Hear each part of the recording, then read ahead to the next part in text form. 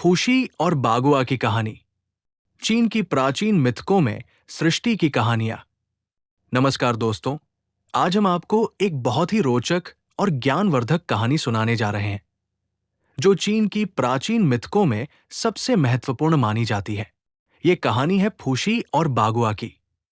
इस कहानी में हम जानेंगे कि कैसे प्रकृति के रहस्यों को समझकर एक महान सूझबूझ और व्यवस्था की नींव रखी गई। तो चलिए शुरू करते हैं। कहानी का परिचय और पृष्ठभूमि। फूशी कौन थे?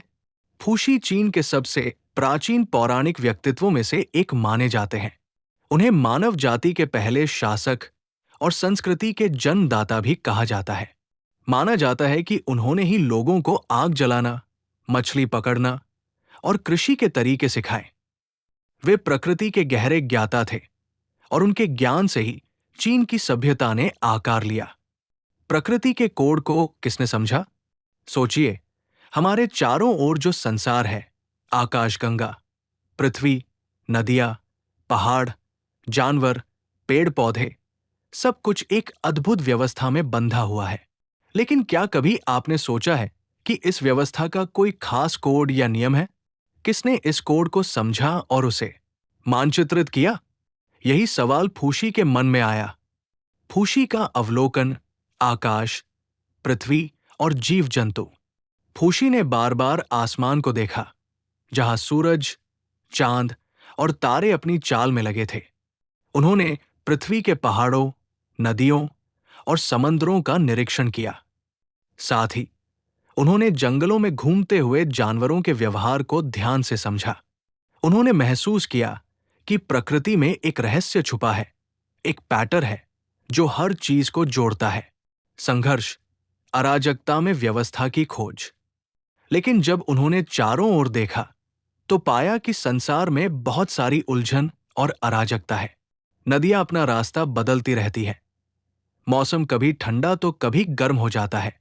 जानवर एक दूसरे से लड़ते हैं और मनुष्य भ्रमित रहता है कि इस सब का कोई व्यवस्थित नियम है या नहीं।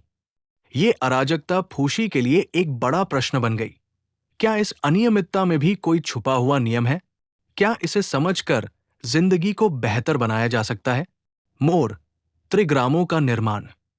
फूशी ने अपनी सूझबूझ से प्रकृति की इस उलझन को सुलझाने का एक अनोखा तरीका निकाला। उन्होंने आकाश और धरती, प्रकाश और अंधकार, पानी और आग जैसे मूल तत्वों को समझा। फिर उन्होंने 8 त्रिकोणों, त्रिग्राम का चित्र बनाया, जिन्हें बाद में बागुआ कहा गया। ये त्रिग्राम प्रकृति के मूल सिद्धांतों को दर्शाते हैं, जैसे आकाश, पृथ्वी, पानी, आग, पर्वत, झरना, पवन और बिजली।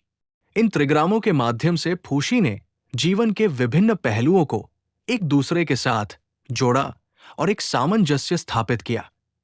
ये बागुआ जीवन के चक्रों, प्राकृतिक घटनाओं और मानव व्यवहार के बीच के गहरे संबंध को समझने का एक तरीका था। इसने अराजकता को व्यवस्था में बदल दिया। व्यावहारिक उदाहरण और आज का संदर्भ।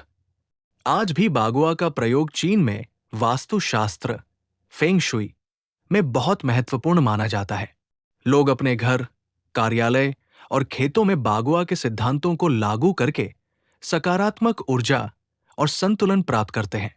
यह हमें सिखाता है कि अगर हम प्रकृति के पैटर्न को समझें और उनके अनुरूप अपने जीवन को सजाएं, तो हम खुशहाल और सफल हो सकते हैं।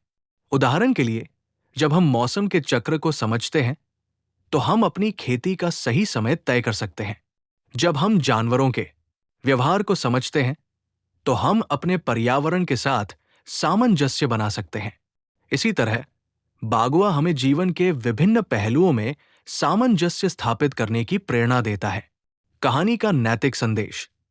इस कहानी से हमें ये सीख मिलती है कि बुद्धिमत्ता, ज्ञान का अर्थ केवल जानकारी रखना नहीं है, बल्कि प्रकृति के पैटर्न को पढ़ना और समझना है। जो व्यक्ति प्रकृति के नियमों को समझता है, वो जीवन में सामंजस्य और संतुलन बना सकता है। फूशी ने हमें सिखाया कि अराजकता में भी व्यवस्था छिपी होती है, बस हमें उसे खोजने की जरूरत है। समापन। तो दोस्तों, ये थी फूशी और बागुआ की कहानी। एक ऐसी कहानी जो हमें बताती है कि कैसे प्रकृति की गहराई में छिपे कोड को समझकर मानव ने अपनी सभ्यता को एक नई दिशा दी। अगली बार जब आप आसमान की ओर देखें या किसी नदी के बहाव को देखें, तो याद रखिएगा कि उनके पीछे एक महान व्यवस्था और ज्ञान छुपा हुआ है, जिसे समझना और अपनाना ही सच्ची बुद्धिमत्ता है। धन्यवाद। ये कहानी न केवल चीन की प्राचीन संस्कृति की गहराई को दर्शाती है, बल्कि हमें जीवन में संतुलन, समझदारी और पर्यावरण के प्रति जागरूकता का भी संदेश देती है।